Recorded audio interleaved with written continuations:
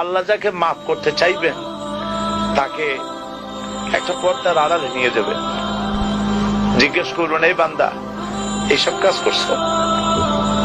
এখন আল্লাহ জিজ্ঞেস করতেছেন, সে তো ভয়তে অস্থির হয়ে যাবে, কেন্দ্রে পাগল হয়ে যাবে, আল্লাহ করে ফেলছি, আবার মাফ করে দাও। আল্লাহ পাক তার জবানের সমস্ত পাপের কথা শুনে সে যখন অনুতপ্ত হয়ে কাঁদতে থাকবে, আল্লাহ বলবেন, যা মাফ করে দিলাম, জান্নাতে চলে যা।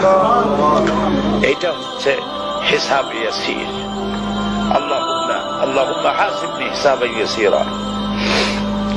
কাবা শরীফ মানুষ যখন তাওয়াফ করে, এই তাওয়াফের ষষ্ঠ তাওয়াফে একটা দোয়া আছে। এই দোয়া আমি যখনই পড়ি আমি চোখের পানি রাখতে পারি না। ষষ্ঠ চক্কর একটি দোয়া আছে, দোয়াটা হচ্ছে,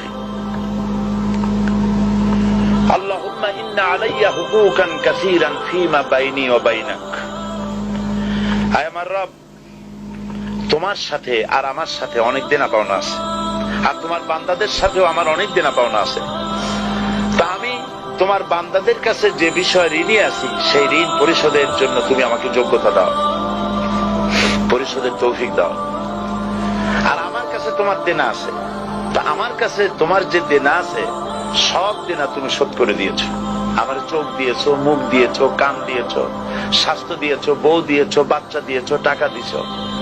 আমার কাছে সৃষ্টি করে তোমার যা দেনা ছিল তুমি সব তো শোধ করে দিয়েছো, কিন্তু তোমার দেনা তো আমি কিছুই শোধ করতে পারি।